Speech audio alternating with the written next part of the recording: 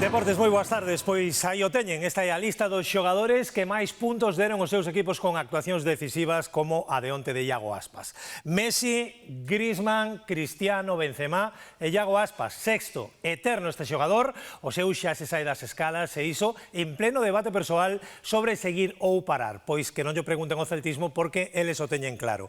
Os dous goles de onte de Iago Aspas serviron unha vez máis para gañar recoller 3 puntos que son de ouro. O Celta comeza a semana sexto posto europeo, o equipo dá nestes momentos a impresión de non ter teito. Iago Aspas segue agrandando a súa lenda e pulverizando rexistros. 200 encontros en primeira división en Balaídos, que Moañes conmemorou marcando o seu gol número 100 na casa. Con todo, os goles célticos fixéronse agardar ante o Mallorca, malia a superioridade amosada polo cadro vigués. Casi un monólogo. El Celta atacando, el Mallorca defendiendo. Creo que las muestras son que hemos tirado 20 veces a portería y Osuna. Creo que es muy justa la victoria. Una pena que se haya decidido tan al final del partido.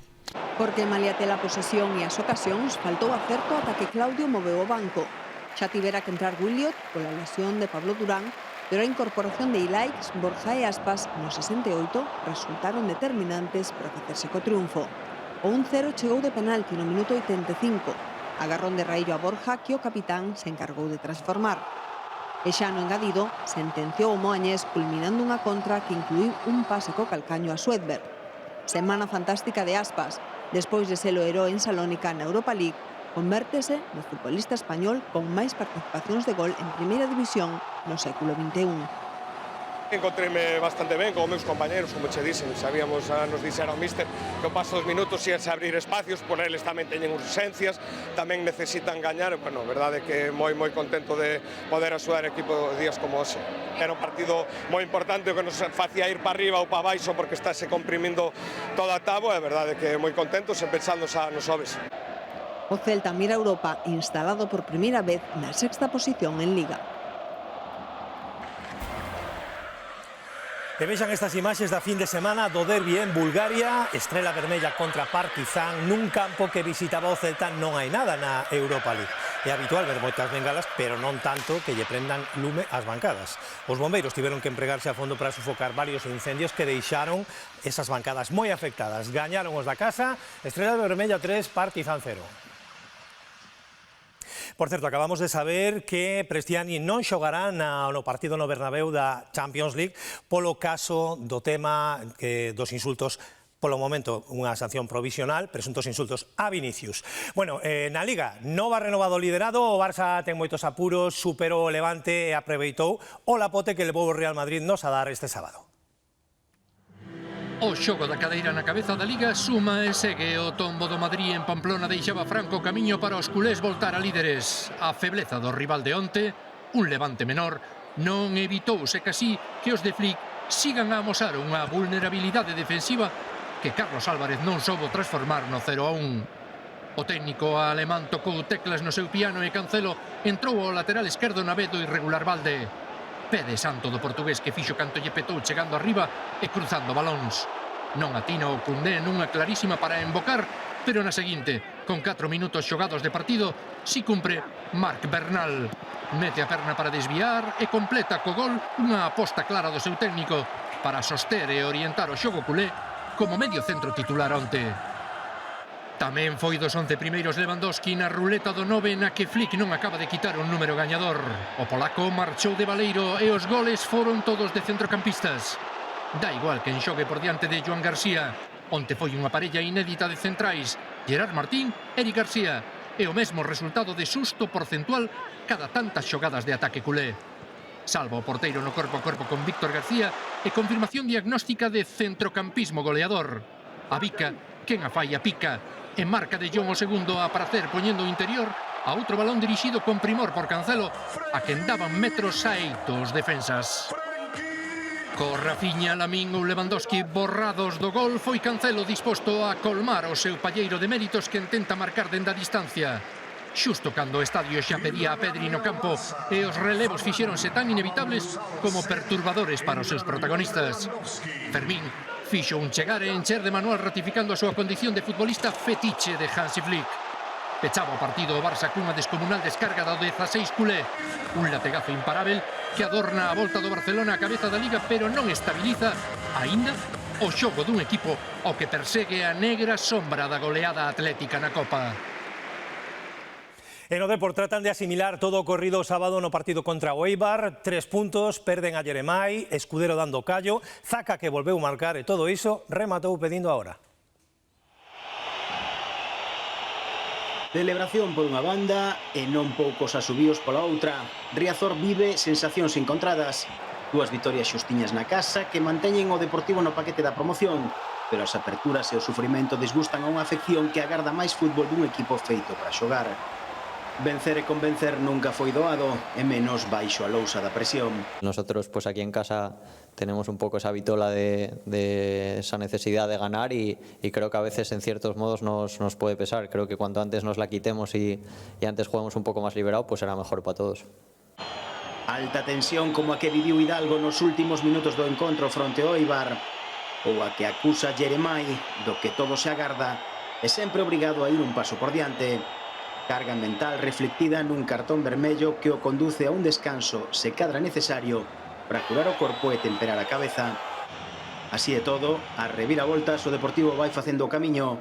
A 15 kilómetros da meta, séntase no grupo dos chamados a discutir polo premio gordo no maratón das hipertensións. Pois na mesma categoría do Deportivo, Santander recupera o liderado, gañoulle o Burgos cun tanto de Andrés Martín. Suman 50 puntos, un máis que o Castelló, 4 máis que os da Coruña. O cadro de Antonio Hidalgo ocupa esa cuarta posición.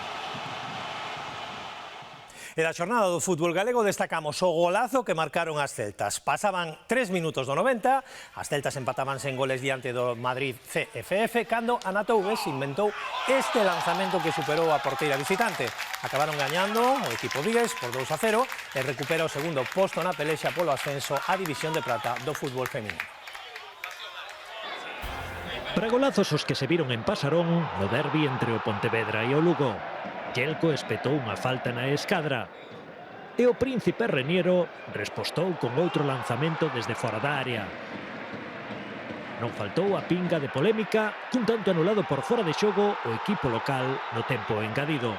Creo que es otra jugada diferente, entonces creo que no fuera juego. Hoy era un partido de sumar más 3. Creo que se ha visto que hemos sido infinitamente superiores al Lugo. Unha das imaxes da xornada é a mordedura de Álex Zalaya a Álvaro Marín. O central do Racing asumiu a responsabilidade da derrota, porque a súa expulsión condicionou o partido diante do Celta Fortuna. O filial remontou cun dobrete do propio Marín, aínda que sen xogar o mellor partido. Outra remontada, un escenario difícil ante un rival que yo creo que perdió injustamente.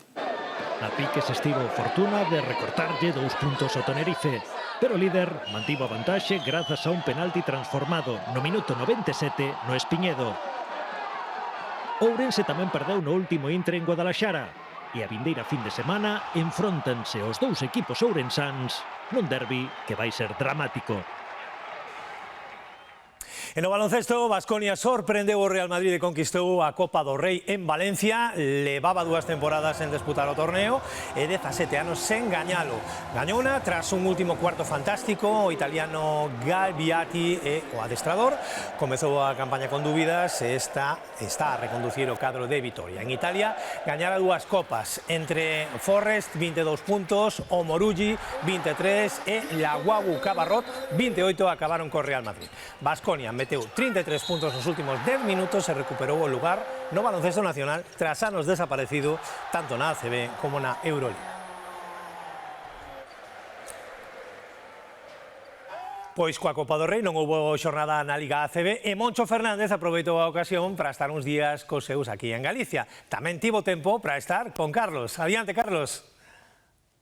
Que tal, Sebi? Pois o noso protagonista leva uns 14 meses xa fora de Galicia, xa se atreve co catalán e como siga facendo así as cousas vai camiño de que lle poñan unha estatua en Xirona. Don Moncho Fernández, moi boas, que tal? Hola. Como estás? Podía, moi ben, gracias. Tivemos Copa do Rei, non tivestes Liga e ti tiñes que aproveitar para estar cos teus en Galicia uns días, non?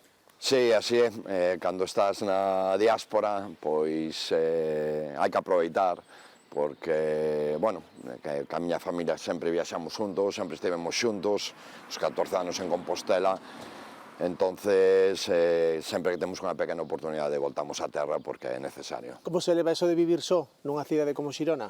Pois levase ben, bueno, tiven que recuperar habilidades da miña mocidade, bueno, a parte da vida do adestrador propiamente dita, bueno, pois a vida de, entre comillas, solteiro, non? Falemos do club. O ano pasado salva o seu equipo nunha situación complicada, este ano levades 10 vitorias, moi ben na situación cómoda da táboa, contento, non? Satisfeito? Sí, estou moi ledo, todo o mundo volcouse, non, nesta tarefa e, bueno, e este ano estamos ledos porque vamos polo camiño que queremos, ainda queda moito que sachar, que diría a miña avoa, pero sí que estamos moi contentos. Dache tempo a pensar, a analizar a túa trayectoria, porque creo que este ano vas a alcanzar as 500 partidos na Liga CB, O básquet profesional é día a día, é inmediatez, e entón pois non tes moito tempo para pensar nisto, non?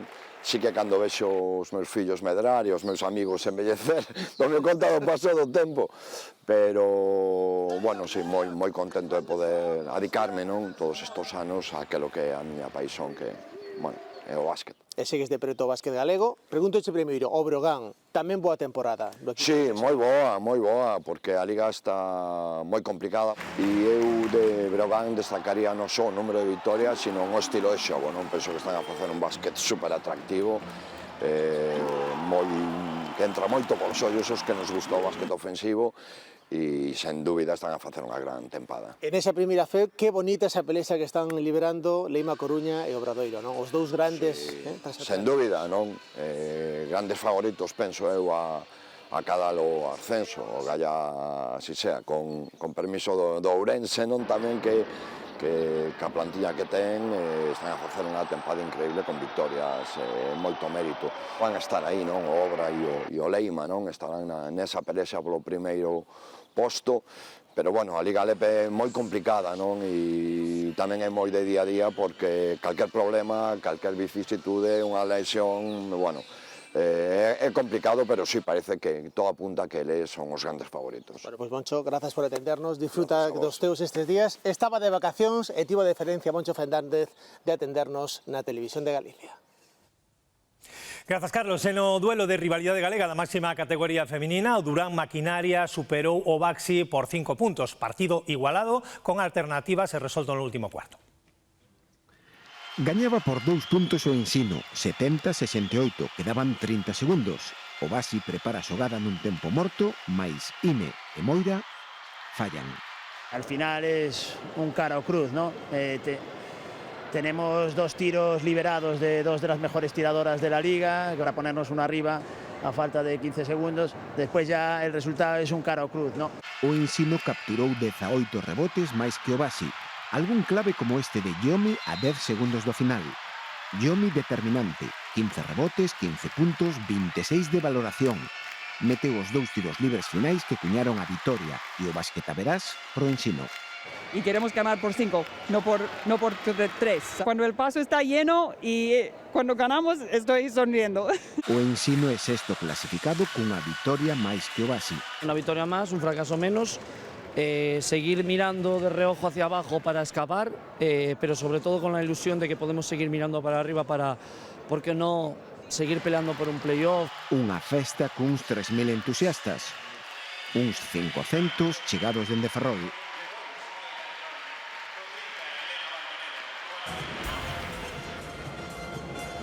En a Liga Sobal, importante vitoria do Frigoríficos do Morrazo na pista do Huesca que lle permite sair da zona de descenso, 30-31.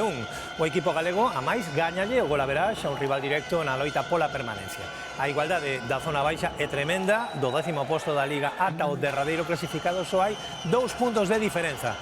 O gol de Pereiro a 4 segundos do final alivia a situación do equipo de Quique Domínguez. Estela Doiro xogou por última vez na Sangriña, a xogadora guardesa visitou a súa vila co Málaga. Anunciou a retirada ao final da temporada e recibiu unha homenaxe por parte do Mecalia Guardés e da súa afección. Estela Doira, que fará 36 anos en decembro, emocionouse polo afecto recibido. Formouse na Sangriña e leva 7 temporadas en Málaga.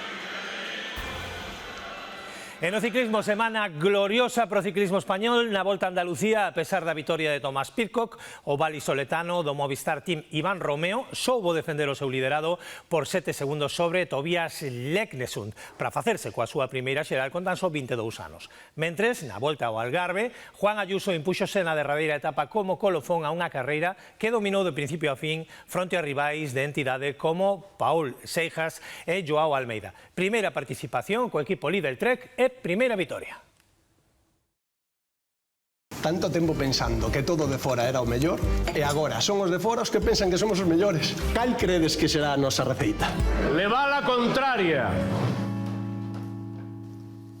Ninguén leva a contraria como a nós.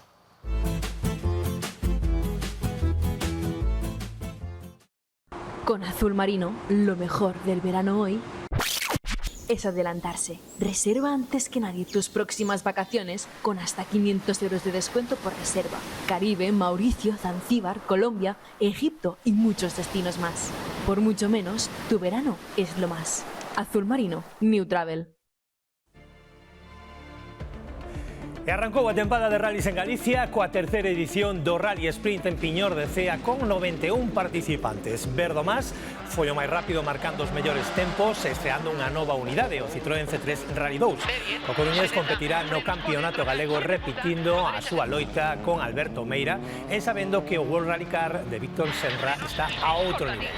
Na cita piñoresa, Antonio López foi o vencedor co seu Peugeot 205 Proto de Jacar. É un dos candidatos ao campeonato de Rally Sprint en Galicia, que ten 6 citas. A próxima será en maio en Silleda. Antes teremos o sempre interesante Rally do Cocido. Seguiremos, pois ata aquí os deportes. Terán máis información no Telexornal Serán. Que teñan boa tarde. Ata mañá.